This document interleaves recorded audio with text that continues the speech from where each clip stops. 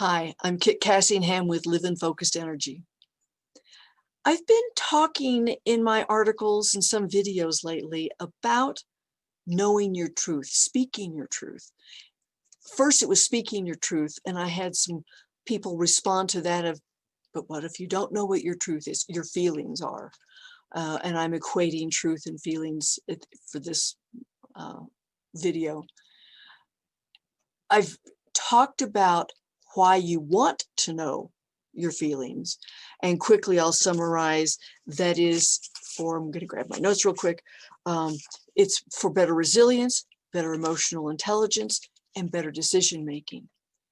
But if you don't know your feelings, how do you get to know them? And why don't you know your feelings? And I think that may be a more interesting place to start right now. You may have learned to suppress them because you got into trouble if you express them, or maybe you got hurt when you express them. So just push them away and all is well. There are societal norms and rules about what's appropriate to express, but you still have to know them, because I think that we express our feelings sometimes without knowing them, even without knowing them. So that's when we create faux pas and get ourselves into trouble. And the other reason we may not know our feelings is because we may not have the words for them, the nuances. Maybe you use the word angry for a wide range of emotions, or happy for a wide range of emotions. You can communicate with yourself and others better when you have those subtle nuances as words. So the three ways you can get to know your feelings is become aware of the physical sensations you have. Emotions arise from those physical sensations. Your heart aches. What's going on with your heart? Is it sad? Is it happy? And I use the word ache, but maybe what initially feels like an ache could be extreme joy. Until you explore it, you won't really know. The three body parts I think of where our physical sensations arise are our brain, our heart, and our stomach. The pit of the stomach feeling.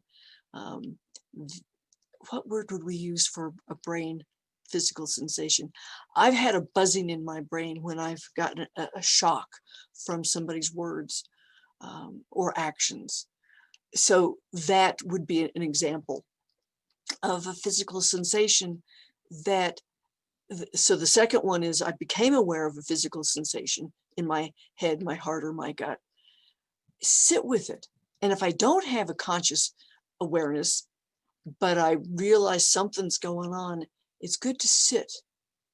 Let that physical sensation make itself known. And then when it's known, let the emotion that emanates from that physical sensation make itself known. Sit with it. An emotion passes in 90 seconds. Joan Rosenberg, a psychiatrist, I think she is, a psychologist at the very least, in Southern California, she wrote the book 90 Seconds to the Life You Love, something like that. I'll leave a link to it. Great book, but she's discovered after a lot of research that those emotions are gone in 90 seconds.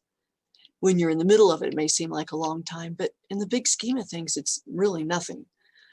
So once you become aware of the emotion, integrate it with the physical sensation. Sit with it. Let the physical sensation and the emotion connect. Then find the words for it. And one way to do that is to journal. And I mean writing. There is something magical about letting the sensation go to your brain for translation and come out your arm, through your hand, through the pen or pencil you're using, onto the paper you're writing on. Typing's not quite the same. I don't know why. I just pass on what I've experienced and what I've learned. So journal. And as you become more familiar with the words connected to the physical sensation, maybe find a trusted person to talk to and keep finding ways to express the emotions. And the third way is to build your vocabulary. And there's two parts to this. One is being aware of the intensity of the emotion, and the other is to have that vocabulary and build the vocabulary. Are you annoyed, impatient? Are you angry? Are you furious? Are you tickled? Are you happy? Are you ecstatic? Makes a difference. If you have the same word for that range of emotions, one, it mutes your ability to express yourself. It also hinders other people from understanding you. Journal, talk, share. So why do you want to know your truth, know your feelings? So that you can become an integrated, whole, and resilient person. So that you can live the life you want with all the richness and joys that are yours when you know what your truth is, what your feelings are. I'm Kit Cassingham with Live in Focused Energy. And if you're listening to this video anywhere other than my website, liveinfocusedenergy.com, go there and leave a comment. Sign up for my newsletter too. Thank you for watching. I'll talk to you later.